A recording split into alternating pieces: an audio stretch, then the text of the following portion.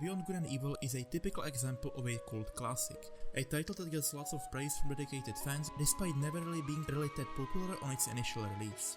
And as a part of my Steam library cleanup, I finally decided to give it a try as well, and I was pleasantly surprised at how much I liked it. Is it actually still worth playing though? Short answer, yes. Long answer, yes, but it's going to make you feel sad, for a very depressing reason.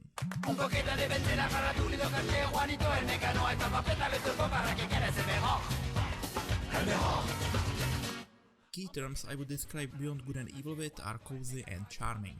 And even though I already played through several titles this year that could fit those definitions as well, namely the Shanty games and Cave Story Plus, Beyond Good and Evil just goes with them even further. Everything from its characters and plot to presentation and gameplay, all of it just feels oddly relaxing and welcoming. Let's see why exactly, and let's start off with the aspects of its gameplay, which are honestly kind of weird.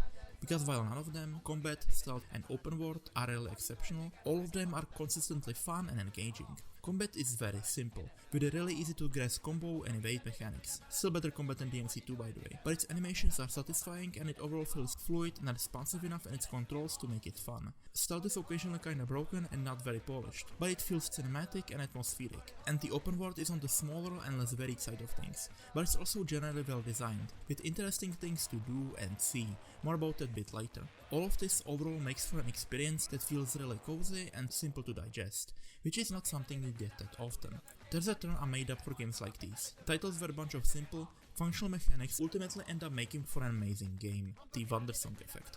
Wandersong is one of my all-time favorite games, and it didn't achieve that by lots of super deep and complex mechanics, but by taking few really simple and relatively fun to use puzzle and platforming elements, and then adding them to an incredible story, characters and presentation. That's what made them special in the end, the addition and combination of all of its elements. I could also call this the Undertale or Finding Paradise effect, but hey, go play Wandersong, it's amazing. As I teased before, Beyond Good and Evil is also a bit of a collectathon. There's a rare currency called pearls, which you can exchange for useful upgrades for you or your ship, some of which you need to progress. You get a lot of pearls just for playing through the main story, but not enough to actually get everything you need. The rest is obtained by doing side objectives spread throughout the open world and hubs, and these are honestly a lot of fun, especially for an open world that is a bit older at this point, where there are small optional levels hidden in the main city, races, minigames, or my favorite, photography. You can take a photo of every animal and creature you encounter, and every 10 newly discovered ones rewards you with a pearl. I love this mechanic. It gently pushes you towards constantly keeping attention to the world around you and makes you appreciate the small details. It makes the world feel much more alive simply by giving you a good reason to notice that. I would also like to return to those short levels I mentioned before for a second, because they are honestly some of my favorite gameplay sections in the entire game, whether it's because of their clever design or moments like these.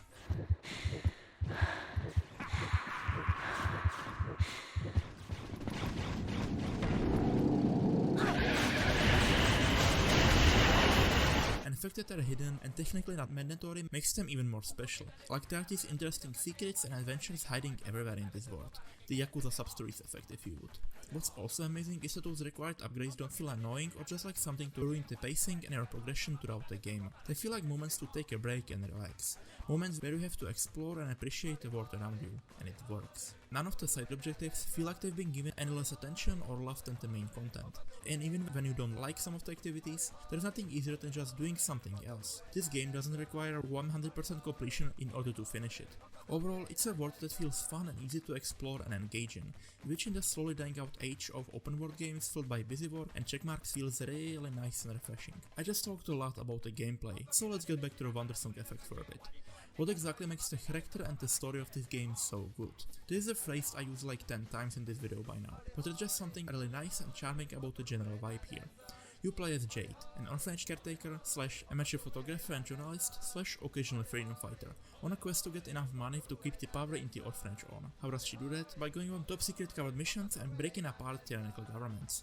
You know, the typical stuff. I will talk about the story more, but I honestly just described most of the plot. It's enough to give fun context to our missions, and its overall main power is its wide cast of varied and likable characters that make the game feel like a unique melting pot of various cultures and styles. All of that is really nice, but the story also has one really major issue, but we'll get to that at the end of this video. When it comes to representation, it's again one of these old graphically but still great visually type of deals.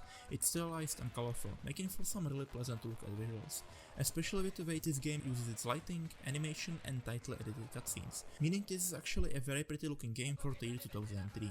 It could be a bit more visually varied sometimes, as a lot of its levels are factories with slightly different coordinates, but I can get over that. I briefly mentioned it just a second ago, but this game also has fantastic character design, the definite highlight being Jade, with her slick, cool looking green outfit, striking a really nice balance between looking interesting and practical, which is something I would like to see more of in general. And the rest of the characters don't stay far behind, probably creating a furry or two in the past.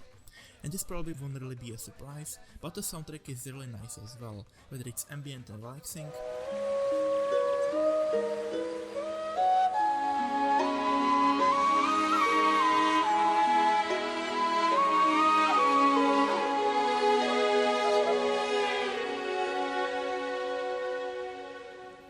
immensely catchy,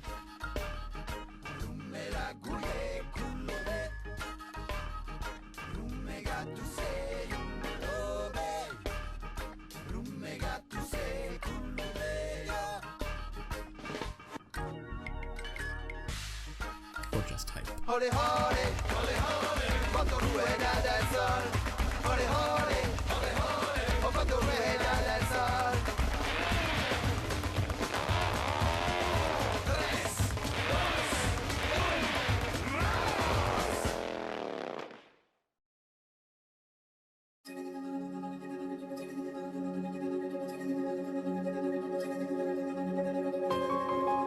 So, now that I praised this game on pretty much everything, let's talk about its by far biggest issue. And it's actually kind of sad, because it's something completely out of its control. This is the first game from a series that didn't happen, and at this point, probably never will. Beyond Good and Evil is a great game, I've been talking about that for this entire review, but it also feels like something that would really peak with a sequel. Larger world to explore with more activities, hell, with more planets to explore, this time being an actual collectathon, expanding on its open ending which promises a larger universe ahead, polishing the combat and stealth a bit and making it more than just functional. That could have been incredible. It could have been one of those really important milestone games. But sadly that didn't happen, and all we can do is grieve that loss. There's also another major issue I need to talk about, and that's the PC port. It needs some fixing. Thankfully it's nothing that can't be fixed, but it's still annoying. You need to download a widescreen patch to make this game even play in 16:9, then also limit amount of FPS it can run on. Because when Beyond Good and Evil goes over 60 FPS, funny things start to happen, like heavy audio desync or general lagging. I used a program called Tuner Statistics Server, which allows you to set a hard limit on the frames. I also tried the NVIDIA Inspector, but Beyond Good and Evil is too old for that to work. In conclusion, I love this game. It's a really nice way to spend an afternoon or two. Its ultimate fate is very disappointing and even sad, but it's not really a reason to miss out on an amazing game, because Beyond Good and Evil is definitely still worth playing. I hope you enjoyed this video, and in case you did, please consider liking, sharing or even subscribing, it would help this channel a lot.